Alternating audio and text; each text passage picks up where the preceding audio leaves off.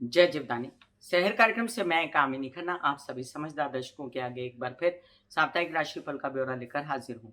ये साप्ताहिक राशिफल का ब्यौरा तारीख 31 जुलाई 2022 से लेके 7 अगस्त 2022 तक का है। इस सप्ताह में सबसे पहले तो मैं आपको जो महाराष्ट्र में सावन लग गया है, श्रावण लग गया है, उसकी बधाई देती हूँ और शुक्र कर्क राशि में प्रवेश करने वाले हैं उसके विषय में चर्चा करती हूँ। मेष से लेके मीन राशि पर क्या प्रभाव पड़ेगा।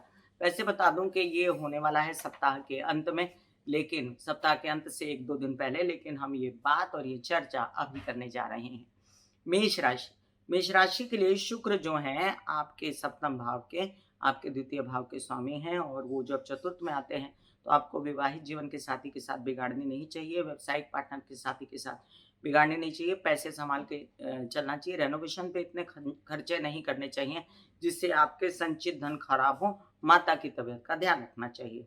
वृषभ राशि, आपके लिए शुक्र आपके लग्न के और आपके षष्ठ भाव के स्वामी हैं। जब वो कर्क राशि में जाते हैं तो आपका उत्साह बढ़ता है, स्थान बली हो जाते हैं।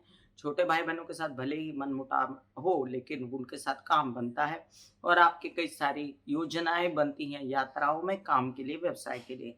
मिथुन राशि, आपके लिए शुक्र लग्न में बने हुए थे, आप बड़े खूबसूरत दिख रहे थे, आपने अपने मीडिया से रिलेटेड काम बनाए होंगे, आपके काम ज़ोर पकड़े होंगे और अब ये शुक्र द्वितीय भाव में गए तो खराब नहीं है, लेकिन आपके धन की व्यवस्था जो है थोड़ी कमज़ोर ना पड़े, इसका आपको ध्यान रखना है। खर्चे अंधाधुंध नहीं होने चाहिए, मानसिक बल बना रहे, परिवार के कारण आप चिंतित ना हो, बच्चों के कारण चिंतित ना हो, इसका भी ध्यान रखना है। कर्क राशि, लग्न में आ गए शुक्र, आप रोमांटिसिज़्म में पड़ने की जो आपकी ये स्थिति है बहुत अच्छी है। एन्जॉय कीजिए अपने पैसे को, एन्जॉय कीजिए माता के साथ को, लेकिन आपको सोचने और भोले भाव के कारण कभी-कभी गुस्सेबाज़ी और पैसे के लिए आपके दिमाग पे चढ़ जाना बातों का, ये बड़ा होता है आपके साथ। इसलिए आप अपनी माँ की तबीयत का भी ध्यान रखें, अपने केसर स्वर विवाद को सर पे ना चढ़ने दें। सिंह राशि, आपके लिए आपके दशम भाव के और आपके पराक्रम भाव के बनते हैं शुक्र स्वामी और द्वादश में जाते हैं तो स्थान बली तो रहते हैं, लेकिन खर्चे अंधाधुंध कार्यों पे ना हो, यात्राओं पे ना हो और आपके पिता और आपके छोटे भाई-बहनों की तबीयत अच्छी रहे, इसका भी ध्यान रखना है। यात्राओं में सजग रहना है, दवाइयाँ, खाना-पीना साथ में लेके जाना है। कन्या राशि, आपके जो हैं भागेश और आपके धनेश दोनों हैं शुक्र, बड़ी अच्छी स्थिति है, लाभ में जाएँगे।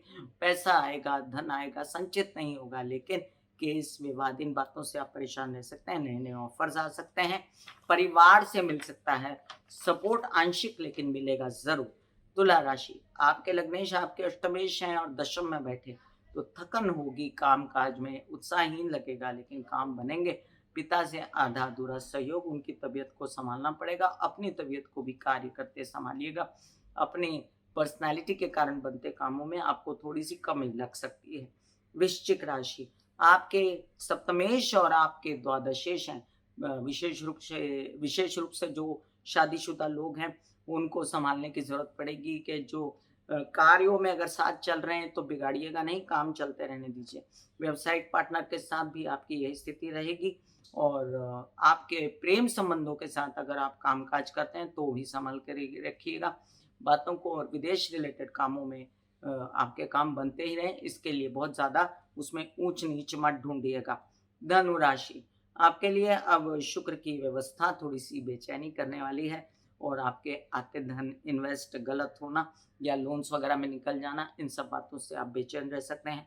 आपके कई सारे काम जो लोन्स वगैरह लेने से रिलेटेड हैं, उनमें डिले हो सकता है। इस बात को लेके आपको बेचैनी भी रहेगी कि आपके कार्य जो हैं, वो तबीयत खराब होने के कारण ना बिगड़े, इसलिए तबीयत की व्यवस्था ठीक रखें।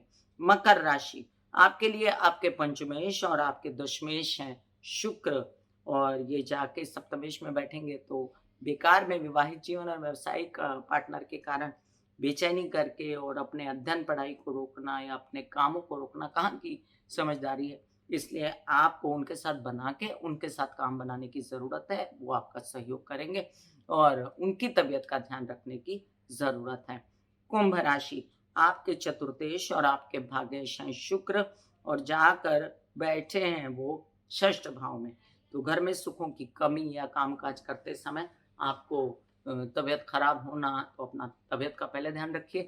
आपके जो लोन्स वगैरह से रिलेटेड काम हैं, उनको बनाने की कोशिश कीजिए और अगर सहयोग कम है मामा पक्ष का या बैंकों वगैरह का, तो आपको संभल के चलना है, अपने पेपर वगैरह ठीक से जमा के रखिए।